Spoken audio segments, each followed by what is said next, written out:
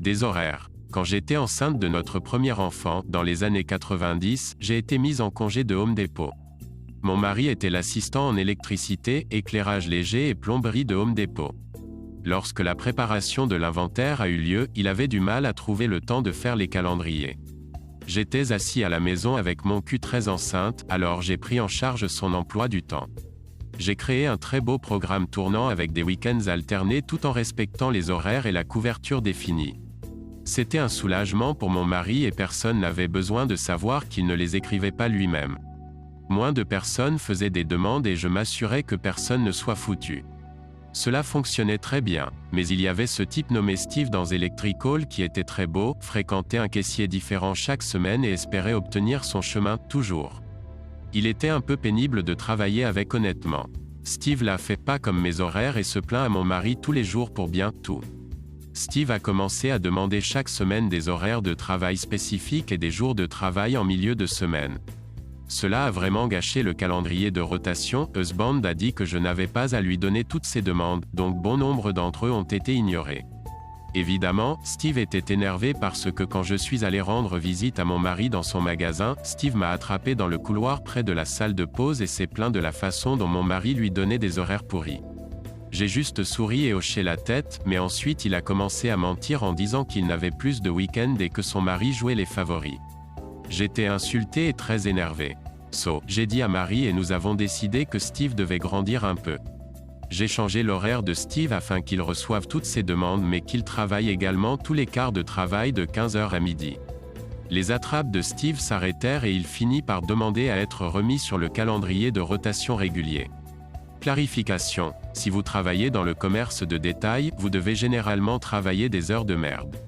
Si vous travaillez au détail chez Home Depot, les heures de merde sont intensifiées 7 jours sur 7. Il y a des employés dans le magasin près de 24 heures par jour. Avoir un horaire en rotation légitime, avec des week-ends mensuels planifiés pour tous les employés du département, est une anomalie. Tous les 28 employés des 3 départements, à l'exception d'un seul, étaient satisfaits des nouveaux horaires et il y avait moins de demandes, car ils pouvaient voir quels étaient leurs jours de congé pour la semaine suivante et établir leur plan en conséquence. Quand je travaillais là, j'aurais tué pour ce genre de confiance de mon ASM. Je suis parti après 7 ans, fatigué des SMBS et des ASM sans engagement. Vous voulez une réunion pour discuter de notre compte de téléphone? Ok, organisons une réunion. Je ne sais pas si cela appartient à Petty Revenge ou à la conformité malveillante car il y a un peu des deux, alors veuillez m'excuser si cela a été mal placé. Dans les deux cas, j'ai apprécié ma vengeance malveillante. J'espère que tu vas le faire. Au cours des dernières années, notre entreprise a reçu des appels de télémarketing d'un centre d'appel offshore qui tentait de prendre rendez-vous pour Optus Business Center. Chaque fois qu'ils appelaient, nous leur disions poliment que nous n'étions pas intéressés et nous retiraient de leur liste et ils promettraient de ne plus appeler. Vous pouvez probablement dire, en utilisant les mots « à chaque fois » que nous nous sommes retirés de la liste ne fonctionnait pas. Cela n'a pas fonctionné la première fois et cela n'a pas fonctionné la 50e fois. Les sites offshore sont bon marché et sont payés au rendez-vous. Ainsi, ils deviendraient assez agressifs.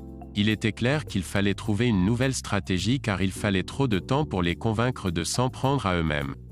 Ainsi a commencé ma campagne de conformité malveillante, Petite Vengeance. Bonjour, nous appelons depuis le centre d'affaires Optus et nous pouvons vous faire économiser 40% sur votre facture de téléphone portable. Pouvons-nous venir vous voir demain à 11h?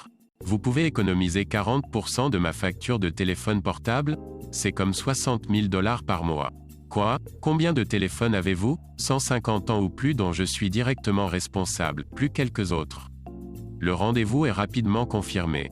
Le lendemain, un vendeur m'appelle s'il part tôt, pouvons-nous nous rencontrer plus tôt? J'ai refusé. Notre rendez-vous est pour 11h après tout.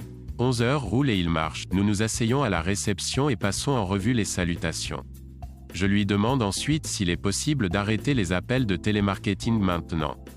Il m'assure que c'est bien le cas, et ainsi je me lève, lui serre la main et le remercie d'être venu. Quoi? C'est ça? Vous auriez pu le dire au téléphone. Je souligne que nous l'avons fait plusieurs fois, et cela n'a pas fonctionné, et j'espérais que cette perte de temps, voyage de 45 minutes de Homebush à Sydney, l'enseignerait peut-être à se rétablir. Au cours des 2 dernières années, ils ont envoyé 5 représentants différents nous voir. Ils convoquent des réunions, nous les acceptons, leur parlons de la valeur du compte et ils se présentent pour être accueillis par moi, vêtus d'un costume de poulet, tenus d'attendre dans notre salle de réunion pendant 20 minutes avant d'être invités à quitter leur poste. La liste étant refoulée à la porte, ils ont envoyé 2 représentants cette fois. Je poste ceci aujourd'hui parce que c'était la visite numéro 6 et que c'était la meilleure pour le moment. Nous avons un client fidèle. Je l'ai assis dans la salle de réunion et j'ai visionné l'enregistrement vidéo de notre dernière réunion. Est-ce vous? Oui, c'est moi. Est-ce que je n'ai pas suivi? Avons-nous eu une bonne réunion? Je souligne que j'ai certainement apprécié notre dernière réunion et que j'ai zoomé dans la vidéo jusqu'à la partie où j'ai expliqué que nous n'avions pas 500 comptes mobiles et qu'il avait besoin de nous retirer de leur liste et que vous pouviez voir son cœur se briser.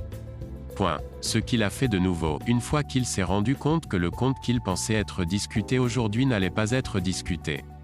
Ce que nous avons aussi en vidéo, nous pouvons donc tout recommencer si ou quand il se montrera à nouveau. Point. McDonald's a envoyé un arrêt pour effing Filet-O-Fish et le propriétaire a changé de nom pour devenir McEffin Fish Filet. Paul Schuffelt, propriétaire et chef du restaurant local Woodshed Burger, n'a pas aimé ce qu'il a vu lorsqu'il a ouvert son courrier électronique mercredi. Dans sa boîte de réception, un des restaurants McDonald's du Canada était officiellement interdit par l'un des hamburgers de son restaurant, le filet au poisson. En conformité avec les interdictions, Schuffelt a renommé son hamburger en McEffin Fish Filet, sa façon désinvolte de se conformer à l'immense cessation et renoncement du marché. À votre tour, avocat. En colère, je ne t'ai pas envoyé de SMS pour ton anniversaire? Désolé, je vais le faire à votre place et vous souhaiterez avoir toujours oublié votre anniversaire. Je sais que je devrais mieux me souvenir des anniversaires. J'avais 14 heures d'avance sur ma famille, aussi je me souvenais de leurs anniversaires alors qu'ils dormaient encore, puis j'oubliais de les appeler ou de leur envoyer un texto pendant la fenêtre. Réveillez-vous en même temps. Mon père a prétendu que lui, mon frère et Bill discutaient de ma peine à me souvenir des anniversaires et qu'un simple courrier électronique suffirait, du patriarche parce que je ne veux pas que ma sœur soit déshéritée pour son mari en accusant notre père d'être un menteur. Je suis donc allé à HubSpot et leur ai envoyé des courriels automatisés. Tous les jours depuis le 7 juin, ils ont reçu un courriel avec comme sujet « Joyeux anniversaire de naissance » et le corps « Joyeux anniversaire tardif ». Amour, Hachomango, oui, il a fallu beaucoup de temps pour créer cette séquence, mais vous entrez dans un rythme avec CTRLC, CTRLV. Non, je n'avais rien de mieux à faire. Ils m'ont demandé d'arrêter ces courriels et je le ferai, mais sur leurs anniversaires réels comme mon cadeau pour eux. ETA, ils ne peuvent pas me bloquer parce que nous nous envoyons des informations sur des sujets tels que des voyages en famille et des mises à jour. J'ai aussi le seul petit-fils neveu de la famille et je leur envoie des photos de lui. Changer notre accord dernier menu? Dites au revoir à nos améliorations. Maman, maman. Papa, papa. Elle est le propriétaire. En raison de la délocalisation professionnelle et de ma volonté de sortir de la ville, ma mère et mon père sont allés chercher un logement et ont donc trouvé une maison dans un autre état. Ils ont parlé au propriétaire et signé un bail et un loyer pour posséder la maison, ce qui était parfait pour leur famille grandissante. L'accord prévoyait qu'ils paieraient le loyer et qu'au bout de 5 ans, ils auraient le choix d'acheter la maison et tout loyer versé servirait à l'achat de la maison. Le montant initial s'élevait à 90 000 $. Une fois qu'ils ont convenu de louer et de signer les bons papiers, ils se sont mis au travail pour préparer leur futur foyer d'une famille de 6 personnes. Les luminaires sont en train d'être changés, la cour est en train d'être réparée, une nouvelle salle de bain au rez-de-chaussée, une nouvelle tuyauterie et bien plus encore, tous payés avec leur propre argent et tout est fait par mes parents. Ma famille est restée là-bas pendant environ 9 ans, jusqu'à ce que la propriétaire vienne lui dire qu'elle était prête à vendre, mais au lieu que ce soit les 90 000 personnes convenues et signées, elle en a augmenté le nombre de 70 000. Évidemment, mes parents étaient désespérés, ils avaient passé un marché, ils avaient signé des papiers et ce qui a empiré, c'est que mon père était toujours en convalescence d'un très grave accident de la route. Il vivait déjà d'un chèque de règlement et envisageait de payer les 90 000 restants après s'être retrouvé seul, mais c'était désormais hors de question. Ils ont essayé d'en parler au propriétaire, mais elle ne voulait en aucun cas bouger, il ne voulait pas la poursuivre en justice, car cela lui aurait coûté plus d'argent et que ça n'en valait plus la peine.